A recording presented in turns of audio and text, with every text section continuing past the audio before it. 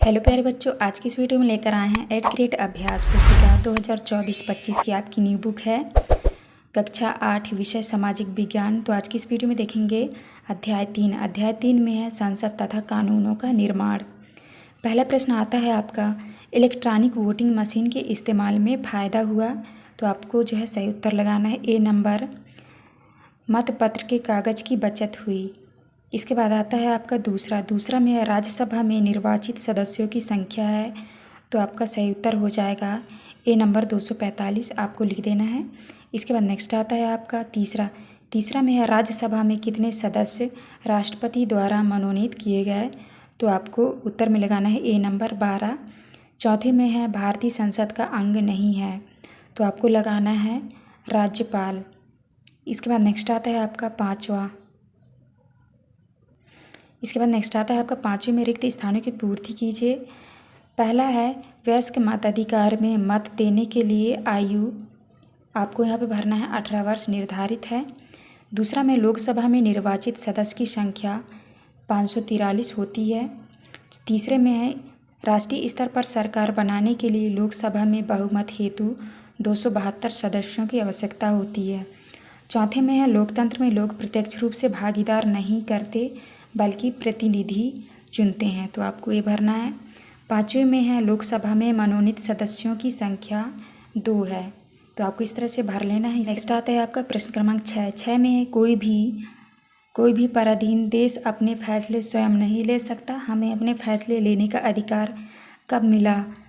उत्तर में लिखना है हमें अपने फैसले का अधिकार 15 अगस्त 1947 को मिला, क्योंकि हमारा देश 15 अगस्त 1947 को आज़ाद हुआ था।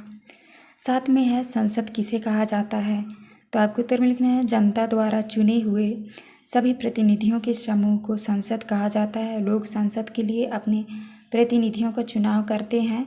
यह संसद सरकार को नियंत्रित करती है और मार्गदर्शन करती है। इसके बाद नेक्स्ट है आपका प्रश्न क्रमांक 8 में है राज्यसभा के सभापति कौन होते हैं। तो आपको उत्तर में लिखना है राज्यसभा के सभापति उपराष्ट्रपति होते हैं। राज्यसभा के सदस्यों की संख्या 245 है। 9वां में है लोकसभा के सदस्यों की संख्या लिखिए, इसकी अध्यक्षता कौन करता है।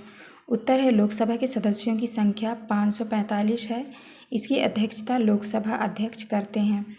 10 में है राज्यसभा के सदस्यों का चुनाव किसके द्वारा किया जाता है। तो आपको उत्तर में लिखना है राज्यसभा के सदस्यों का चुनाव विभिन्न राज्यों की विधानसभाओं के निर्वाचित सदस्य करते हैं। राज्यसभा में 233 निर्वाचित सदस्य होते हैं और 12 सदस्य राष्ट्रपति की ओर से मनोनीत किए जाते हैं। इसके बाद नेक्स्ट है प्रश्न क्रमांक 11 में है संसद में प्रश्नकाल क्या है तथा इसका क्या महत्व है। तो आपको उत्तर में लिखना है प्रश्नकाल एक महत्वपूर्ण व्यवस्था है। इसके माध्यम से संसद सरकार के कामकाज के बारे में जानकारियां हासिल करते हैं। इसके जरिए संसद कार्यपालिका को नियंत्रित करती है। सवालों के माध्यम से सरकार को उसकी खामियों के प्रति आगाह किया जाता है। इस तरह सरकार को भी जनता के प्रतिनिधियों यानी सांसदों के जरिए जनता की राय जानने का मौका मिलता है। सरकार से सवाल पूछना किसी भी सांसद की बहुत महत्वपूर्ण जिम्मेदारी होती है।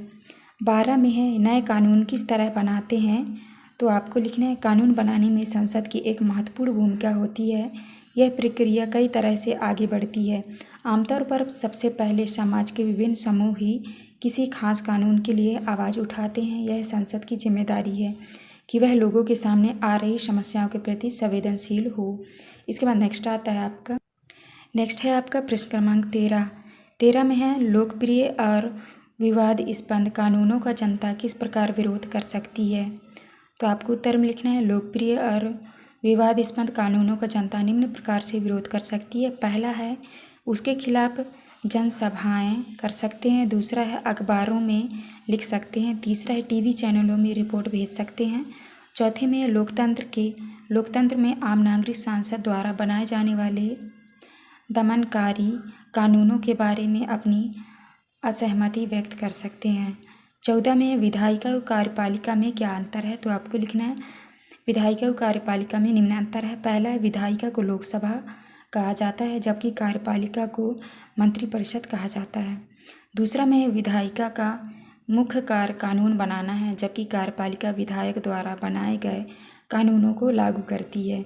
इसके बाद नेक्स्ट आता है आपका तीसरे में है विधायिका भारत की संसद विधायी शाखा के अंतर्गत आती है, जबकि कार्यपालिका प्रधानमंत्री और उनकी मंत्रिपरिषद कार्यकारी शाखा के अंतर्गत आती है।